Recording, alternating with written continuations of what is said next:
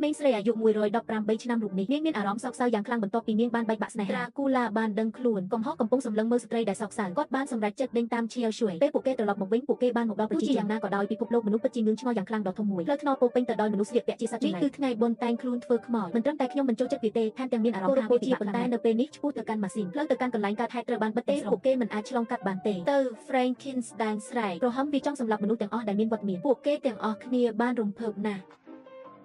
គាត់បានអនុញ្ញាតឲ្យហ្វូងមនុស្សផ្ដល់ផ្លូវឲ្យ Dracula បើកផ្លូវឲ្យបន្ទាប់មកភូតហេតុមួយបានកើតឡើងវាំងនឹងបានធ្លាក់ចុះហើយនៅក្នុងហ្វូងមនុស្សតារាសម្ដែង Dracula បានតម្រង់ជួរគ្នាជួរមួយដែលនៅតែប្រើអាវធំជានិមិត្តរូបនៃគុណធម៌ជួរនៃវងនឹងងឹតផ្លូវនោះ Dracula ដូចជាវាបានហោះឆ្លងកាត់ដូចជាខ្យល់បក់បោកយើងបានមកដល់ទីក្រុងហើយប៉ុន្តែយើងនៅតែយឺតបន្តិចយន្តហោះបានហោះឡើងរួចហើយ Deco ដែលបានដេញតាមគាត់ទោះបីជាមានគ្រោះថ្នាក់ក៏ដោយចុះក្រោមពន្លឺថ្ងៃដ៏ក្តៅគប់ខ្លួនប្រាណរបស់ Dracula ត្រូវបានដុតទោះបីជាមានរបួសក៏ដោយគាត់ព្យាយាមឲ្យអស់ពីសមត្ថភាពដើម្បីតាមទាន់យន្តហោះទីបំផុតបានរកឃើញ Cheo Shui ប៉ុន្តែអ៊ីសូឡុងសម្លេងកញ្ចក់ផលិតនៅប្រទេសចិនប្រសិទ្ធភាពល្អណាស់សៀវសួរឯគ្រាន់តែខ្ញុំមិនអាចជឿនាងនិយាយទេ Deco ឡាសម្រាប់ចិត្តចង្អុលទៅលើ Dracula យ៉ាងណាក៏ដោយ Dracula នៅលើយន្តហោះគាត់បើកភ្នែកមើលជុំវិញហើយឃើញឧបករណ៍ទំនាក់ទំនងរបស់ប្រធានក្រុមត្រូវបានភ្ជាប់ហើយបន្ទាប់មកការបំផុសគំនិតភ្លាមមួយបានវាប្រហារគាត់បានប្រធានក្រុមហើយនិយាយថាអ្វីដែលនៅក្នុងចិត្តខ្ញុំ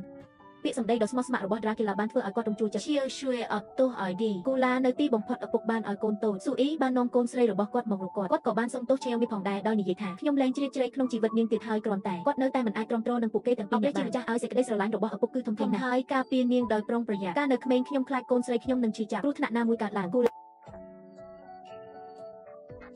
កន្លែងដែលគេចង់ទៅពាក្យថាជីវិតនិងការលូតលាស់ថែមទាំងមានភាពលំអៀងខ្លះទៀតផងគ្មានអ្វីផ្សេងទៀតទេដូច្នេះផ្លូវឆ្ពោះទៅរកការរីកចម្រើនសូមផ្ដល់កម្លាំងចិត្តដល់ពួកគេបន្ថែមទៀតតាមផ្លូវការលើកទឹកចិត្តនិងការអះអាងភាពអវិជ្ជមានទៅជាងមុនហើយឧបសគ្គទោះបីជាជីវិតផ្លូវអាចនឹងរដិបរដុបប៉ុន្តែវាគ្រាន់តែជាបែបនោះជីវិតឲ្យជីវិតជួយ follow ផងណា